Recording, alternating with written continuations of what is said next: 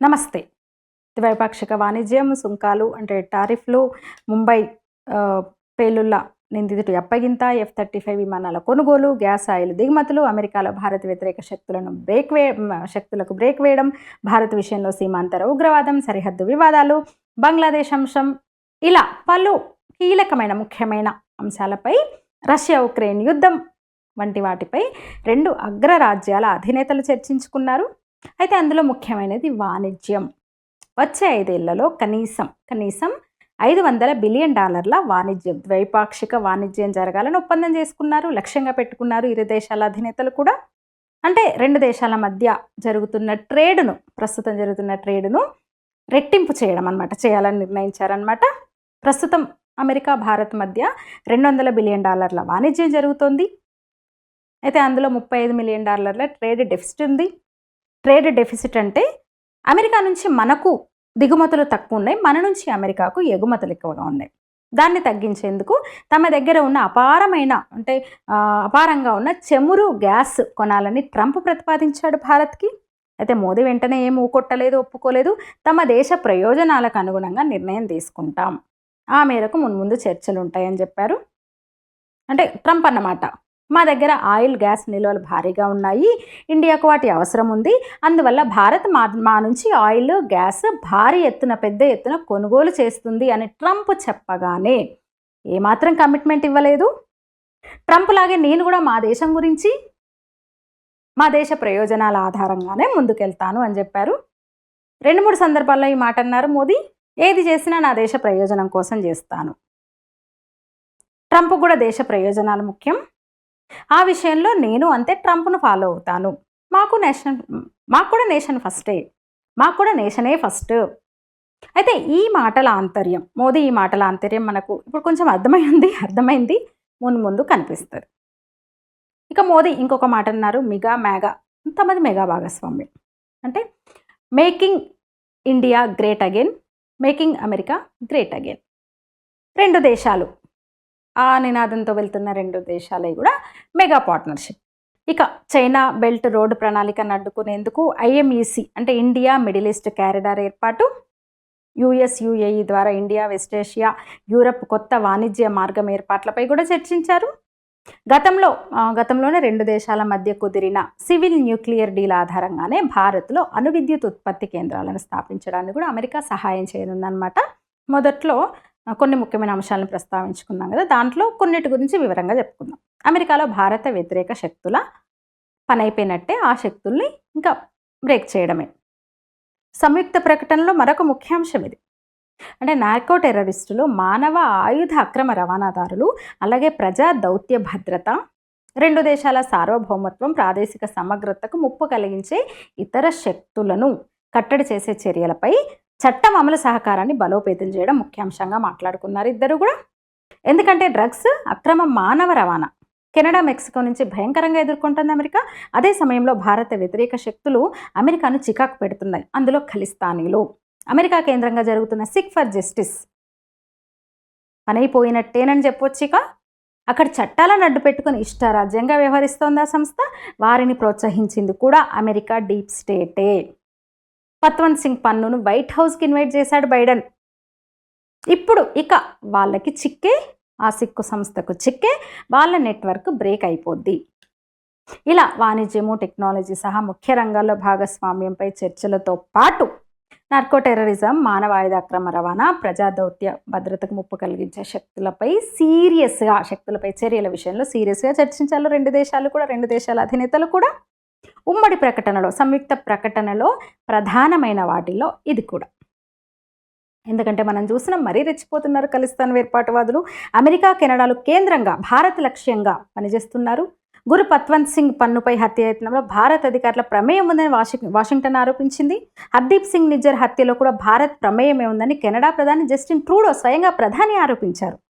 అది ఎంత రచ్చైందో మనం చూసినాము. తర్వాత వెనక్కి తగ్గాడు ప్రధాని, మళ్ళీ క్షమాపణ చెప్పాల్సి వచ్చింది.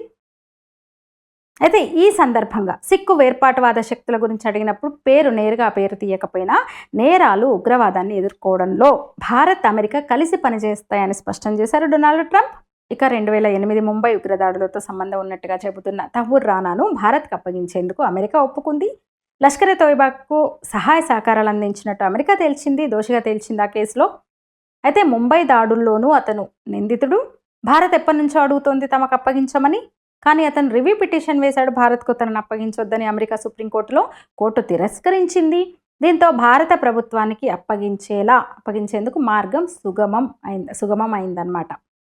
సూటిగా చెప్పాలంటే ఇస్లామిక్ టెర్రరిజం కట్టడికి ఎక్కువ ప్రాధాన్యత ఇవ్వనున్నాయి రెండు దేశాలు కూడా మరింతగా. ఇద్దరు కూడా, రెండు దేశాల అధినేతలు కూడా రైట్ వింగే. Trump extreme right wing hard core Christian అయితే Modi extreme right wing hard core Hindu. Islamic terrorism మీద ఐక్య పోరాటం చేయాలని మరోసారి మాట్లాడుకున్నారు ఇద్దరు కూడా. ఇక బంగ్లాదేశ్ విషయం మోదీ చూసుకుంటారు. ట్రంప్ అన్నమాట ఇది. అమెరికన్ డీప్ స్టేట్కి ఇక బంగ్లాదేశ్లో పని ఉండదు, పని లేదు. జస్ట్ ఇలాంటి బహిరంగ ప్రకటన కోసం ఎదురు చూస్తున్నది భారత్, మోదీ. ఇతర ప్రాధాన్యతలు ఎలా ఉన్నా అతి ముఖ్యమైన బంగ్లాదేశ్ సమస్య విషయంలో ట్రంప్ కుండ బద్దలు కొట్టినట్టు స్పష్టం చేసేశాడు. బంగ్లాదేశ్ విషయం భారత ప్రధాని మోదీనే చూసుకుంటారు అని. అంటే బంగ్లాదేశ్ విషయంలో ఇకపై అమెరికా జోక్యం ఉండదు. సో తదుపరి కార్యాచరణ ఏంటో ఇప్పటికే సిద్ధంగా ఉన్నా కూడా అమెరికా స్ట్రాటజీ ఏంటో బహిరంగంగా బయటకు వచ్చే వరకు, ఒక ప్రకటన రూపంలో బయటకు వచ్చే వరకు వేచి చూస్తూ ఉన్నారు భారతదేశము అలాగే మోదీ. అయితే ట్రంప్ ఈ ప్రకటన అటు పాకిస్తాన్తో పాటు ఐఎస్ఐతో కలిసి పనిచేయడానికి సిద్ధంగా పనిచేస్తున్న బంగ్లాదేశ్ ఆర్మీ జనరల్స్కి ఒక హెచ్చరిక అని చెప్పొచ్చు, గట్టి హెచ్చరిక అని చెప్పొచ్చు. అయితే ట్రంప్ ఆ మాట అన్నంత మాత్రాన మోదీ ఏం ఊరుకోరు, అమెరికా జోక్యాన్ని కోరతారనిపిస్తోంది బంగ్లాదేశ్ను సెట్ చేసే విషయంలో. అందులో భాగంగా ముందు బంగ్లాదేశ్ సైన్యంలో ఉన్న పాకిస్తాన్ అనుకూల జనరల్స్ పని పట్టాల్సి ఉంటుంది. ఇక దేశంలో ఉన్న 5 కోట్ల మంది విదేశీయులను తిరిగి పంపాల్సిన సమయం వచ్చింది. మరి అమెరికాలో సరైన పత్రాలు లేకుండా ఉన్న భారతీయులను తిరిగి తాము స్వీకరించేందుకు సిద్ధంగా ఉన్నామని భారత్ నుంచి ప్రకటన వచ్చినప్పుడే మనకు దాదాపు అర్థమైపోయింది మోదీ వ్యూహం. భారత్ తన పౌరులను స్వీకరించేందుకు సిద్ధంగా ఉంది కనుక బంగ్లాదేశ్ కూడా తమ వాళ్ళను వెనక్కి తీసుకెళ్లాల్సిందేనన్నమాట. ఆ సంకేతం ఇచ్చారు. అఫ్కోర్స్ 2 ఏళ్ల క్రితమే నాటి ప్రధాని బంగ్లాదేశ్ ప్రధాని షేక్ హసీనా భారత్లో అక్రమంగా ఉంటున్న తమ పౌరులను, రోహింగ్యాలు సహా తమ పౌరులను తిరిగి తీసుకోవడానికి అభ్యంతరం లేదండి అంగీకరించింది. అయితే చేయాల్సిందల్లా ఇక్కడ అక్రమంగా ఉంటున్న వాళ్ళను గుర్తించడం. ఏదేమైనా జో బైడెన్ సృష్టించిన సంక్షోభానికి త్వరలో ముగింపు పలకబోతున్నారు ట్రంప్ మోదీతో కలిసి. ఇక పాకిస్తాన్ పాపం సీమాంతర ఉగ్రవాదంపై ఇరు దేశాల ఈ ప్రకటనతో పాకిస్తాన్ గగ్గోలు పెడుతోంది. దౌత్య నిబంధనలకు విరుద్ధమని మొత్తుకుంటోంది. ఇక F-35 విమానాలు భారత్కు విక్రయించేందుకు సిద్ధంగా ఉన్నామని ట్రంప్ అన్నాడు కదా. దీంతో మరింత బెంబేలెత్తుతోంది పాకిస్తాన్. టెక్నాలజీ, ఆయుధాల సరఫరాపై ఆందోళనగా ఉంది ఆ దేశం. అయితే పాపం ఆ దేశం ఏడ్పులు పట్టించుకునే స్థితిలో ఎవరూ లేరు. సోమాలియా కంటే హీనమైపోయింది ఇప్పుడు పాకిస్తాన్ పరిస్థితి. సోమాలియా మీదన్న జాలి చూపుతారు, అయ్యో పేద దేశం అని, కానీ పాకిస్తాన్ని ఎవరూ దేకట్లేదు, జాలి కూడా చూపట్లేదు. సౌదీ వంటి దేశాల నుంచి నేరస్తులను ఇప్పుడు నిన్ననే ప్యాక్ చేసి పంపించారు, దుబాయ్ నుంచి కూడా.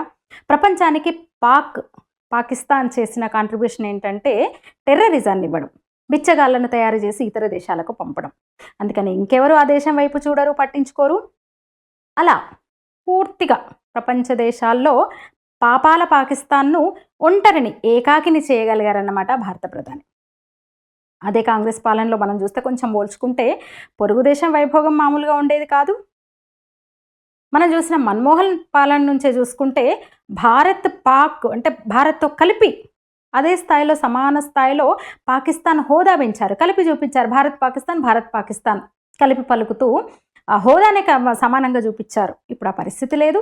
దివాలా తీసిన దేశం, దివాళా కోరు దేశం. అందుకే మోదీ అమెరికా పర్యటనతో ఆ 2 దేశాల నిర్ణయాలతో సంయుక్త ప్రకటన ఎప్పుడైతే వెలువడిందో గగ్గోలు పెడుతోంది ఆ దేశము. ఆ దేశం మీడియా కూడా అదే చెప్తోంది. ఇందాక ఆయుధాల కొనుగోలు విషయం వచ్చింది కదా, దానికి సంబంధించి ఇంకో విషయం ఏంటంటే అమెరికా నుంచి ఆయుధ కొనుగోలు విషయంలో అంటే F-35 ఫైటర్ జెట్లు అమ్ముతామని ప్రతిపాదన తీసుకొచ్చింది ముందు ట్రంపే. అయితే ఇక్కడ అత్యుత్సాహ మీడియా ఉంటుంది కదా, దేశ వ్యతిరేక పాకిస్తాన్ అనుకూల దేశ వ్యతిరేక మీడియా, భారత వ్యతిరేక మీడియా, అలాగే పాకిస్తాన్ మీడియా కూడా భారత ఎందుకు తహతహలాడుతోంది, అమెరికా నుంచి యుద్ధ విమానాలు కొనుగోలు చేసుకోవడానికి రాసుకొస్తున్నాయి అనమాట, రాసేసాయి అనమాట. ఇక ట్రంప్ మోదీ ఈ సమావేశానికి ప్రపంచ మీడియా అత్యధిక ప్రాధాన్యత ఇచ్చింది ఈసారి. ట్రంప్ అధ్యక్ష బాధ్యత చేపట్టిన తర్వాత, పూర్తి స్థాయిలో పగ్గాలు చేపట్టిన తర్వాత ఆ దేశంలో పర్యటించిన 4వ దేశాధినేత మన ప్రధానే. ఇజ్రాయెల్ అధ్యక్షుడు నెతన్యాహు, జోర్డాన్ రాజు అబ్దుల్లా, జపాన్ దేశాధినేతతో పాటు మోదీ ఇప్పుడు. అయితే అగ్రరాజ్యం పెద్ద దేశం నుంచి, అంటే పెద్ద దేశం భారతే, పెద్ద దేశ ప్రతినిధిగా మన ప్రధాని అమెరికా వెళ్ళాడనమాట ట్రంప్ మళ్ళోసారి వచ్చిన తర్వాత.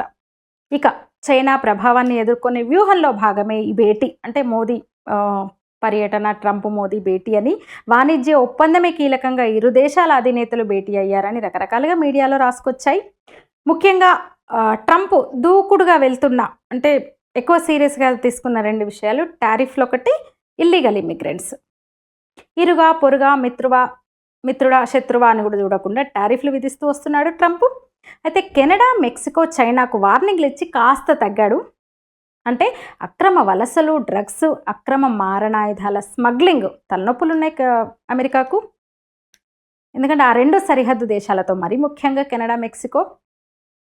అంతేకాదు అమెరికాలోకి దిగుమతి అవుతున్న వస్తువులపై అమెరికా విధిస్తున్న సుంకాలతో పోలిస్తే అమెరికా ఉత్పత్తులు, అంటే ఇతర దేశాలకు, వివిధ దేశాలు దిగుమతి చేసుకుంటున్నప్పుడు వాటి మీద ఆ దేశాలు విధిస్తున్న సుంకాలు ఎక్కువ ఉన్నాయి అన్నమాట. దానివల్ల ఎగుమతులు చేయలేక అమెరికా కంపెనీలు ఇబ్బందులు పడుతున్నాయి. అందువల్ల ఇకపై ఆ దేశాల దిగుమతి సుంకాల రేట్లకు అనుగుణంగా విధిస్తామని ఎప్పటి నుంచో చెప్తూ వస్తున్నారు ట్రంప్. అసలైతే భారత్ అధిక టారిఫ్లు విధిస్తోందని ట్రంప్ వాపోతున్నాడు.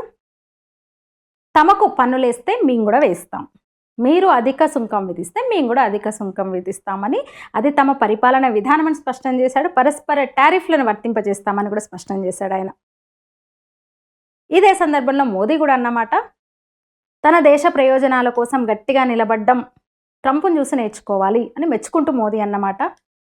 అలా ఇరు దేశాల మధ్య కూడా, అంటే ఇతరత్రా మంచి సంబంధాలే ఉన్నా కొన్ని విషయాల్లో రాజీపడ్డం లేదు.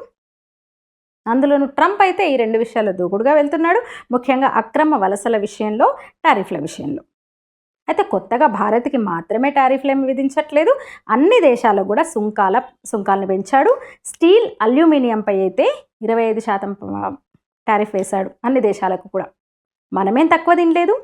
హార్లీ డేవిడ్సన్కు తగ్గించినా కూడా 70% సుంకం ఉంది ఇప్పుడు, అదే మొత్తుకుంటున్నాడు ట్రంప్. ఇక ఇల్లీగల్ ఇమిగ్రెంట్స్ కూడా అన్ని దేశాల వాళ్ళను పంపించేస్తున్నాడు. పేకాట బమ్మర్ది అన్నట్టు దేనికి అదే కదా. ఇక ఇప్పుడు టెక్నాలజీ అని, అంటే పరస్పర సహకారం ఉంటేనే అభివృద్ధి జరుగుతుంది. టెక్నాలజీ అలాగే అమెరికా మార్కెట్ ఇప్పుడు భారత్కు కావాలి. ఇక ఈ విషయాల్లో ఆల్రెడీ మొదలుపెట్టేసింది మోదీ వ్యతిరేక మీడియా, భారత వ్యతిరేక మీడియా. మోదీ సరెండర్ అయ్యాట మొదలుపెట్టేశారు. ఇప్పుడు అమెరికా ఏమన్నా క్లోజా? భారత్కు కాదు కదా, అలాగని శత్రుదేశం కూడా కాదనుకోండి. చైనా కోసం అమెరికాకు మనం కావాలి, మనకు అమెరికా కావాలి, అంతే. దాన్ని బట్టి నిర్ణయాలు ఉంటాయి. దీంట్లో సరెండర్ ఏముంది? భారతీయులు అత్యధికంగా వెళ్ళి నివసిస్తున్న దేశం కూడా అమెరికా. అమెరికాతో స్నేహం కావాలి, అవసరం కూడా ఉంది కదా మనకి. ఈ సందర్భంగా కూడా తన దేశానికి వచ్చిన, తన బాధ్యత చేపట్టిన తర్వాత, మరొక అగ్రరాజ్య అధినేతగా మోదీ అక్కడ అడుగుపెట్టిన తర్వాత అసలు ఆకాశానికి ఎత్తేశాడు ట్రంప్ మోదీని. భారత్లో మోదీ చాలా గొప్పగా పనిచేస్తున్నాడు, అందరూ మోదీ గురించే మాట్లాడుతున్నాడు. Modi great, Modi the great, గొప్ప నాయకుడు అని కీర్తించాడు. వైట్ హౌస్లోకి ఆలింగనంతో ఆత్మీయంగా స్వాగతం పలుకుతూ ట్రంప్ అన్నమాట, మిమ్మల్ని చాలా మిస్ అయ్యాం.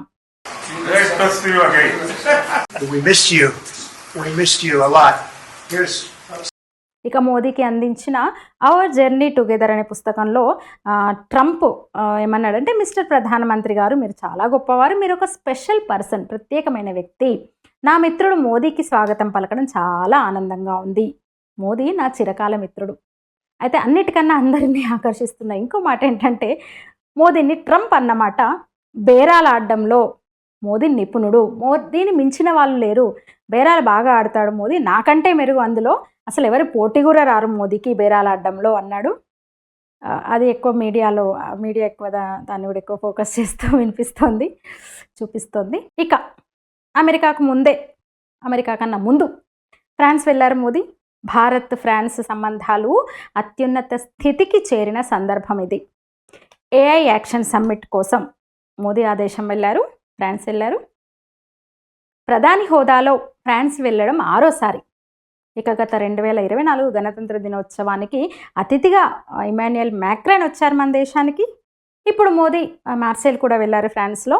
కాన్సులేట్ జనరల్ని అక్కడ ప్రారంభించారు ప్రధాని మ్యాక్రాన్తో కలిసి. ఇండియన్ యూరో కారిడార్ విషయంలో కీలక అడుగుపడిందని చెప్పొచ్చు. ఇండియా నుంచి భారత్ నుంచి యూరప్ను కలిపే అతిపెద్ద ప్రాజెక్ట్ అన్నమాట. 2 దేశాలు కూడా అందుకోసం కలిసి పనిచేయనున్నాయి. చైనాకి అమెరికాకి చెక్ పెట్టే ప్రాజెక్ట్ అది. ఇస్లామిక్ టెర్రరిజాన్ని ఫ్రాన్స్ భారత్ కలిసి ఎదుర్కోవాలనే నిర్ణయం జరిగిపోయింది మొన్న. అసలైతే ఇందుకు కొంతకాలంగా పనిచేస్తున్నాయి కూడా 2 దేశాలు. అలాగే మన సైనికులకు, ప్రపంచ యుద్ధంలో చనిపోయిన సైనికులకు నివాళులు అర్పించారు. అంటే సంకేతాలు, మీరు ఆ రకంగా సంకేతాలు పంపినట్టే మార్సెల్లో ఎంబసీని ఓపెన్ చేయడంతో పాటు వరల్డ్ వార్ సోల్జర్స్కి ఘన నివాళులు అర్పించారు మోదీ. ఇక ఫ్రెంచ్ అంటే ఆ దేశ విపక్షాలు సైతం మోదీ రాకను ఆహ్వానించాయి, హర్షం వ్యక్తం చేశాయి. ఫ్రెంచ్ మాజీ మంత్రి అయితే ఒక ఆయన ప్రపంచంలోనే అత్యంత శక్తివంతమైన నాయకుడు మోదీ, అసాధారణ శక్తిగా మోదీ నాయకత్వంలో భారత్ ఎదుగుతోంది.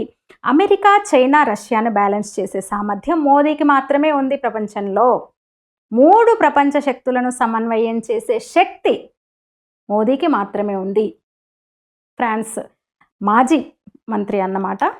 ప్రతిపక్ష నేత అన్నాడంటే ఆ దేశం మోదీకి ఇస్తున్న ప్రాధాన్యత ఏంటో మనం అర్థం చేసుకోవచ్చు. దాన్ని మ్యాక్రాన్ కూడా పట్టుకున్నట్టు అనిపించింది. అపూర్వ ఆతిథ్యం మోదీకి అక్కడ చూసినాం మనం. అలా మ్యారిటైమ్ సెక్యూరిటీ అంటే యాంటీ టెర్రరిజం కోసం ప్రణాళిక, ఎకనామిక్ కారిడార్, AI టెక్నాలజీని డెవలప్ చేయబోతోంది భారత్ ఫ్రాన్స్తో కలిసి. అందుకే ప్రపంచం మొత్తం మోదీ ప్రసంగాన్ని జాగ్రత్తగా వింది ఆ రోజు.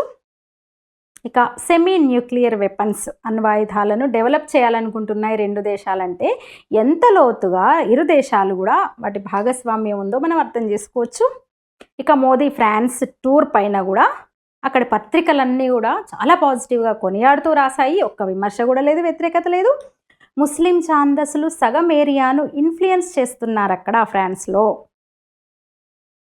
అలాంటిది అక్కడ మీడియా మొత్తం మోదీని కొనియాడింది, ఒక్కటి వ్యతిరేకించలేదు. ఇవి భారత ప్రధాని ఫ్రాన్స్, అమెరికా దేశాల పర్యటనలోని హైలైట్స్ అన్నమాట. ఇక మీ అభిప్రాయాలు కూడా తెలపండి. వీడియో నచ్చితే లైక్ చేయండి, షేర్ చేయండి, నా ఛానల్ని సబ్స్క్రైబ్ చేయండి. ధన్యవాదాలు.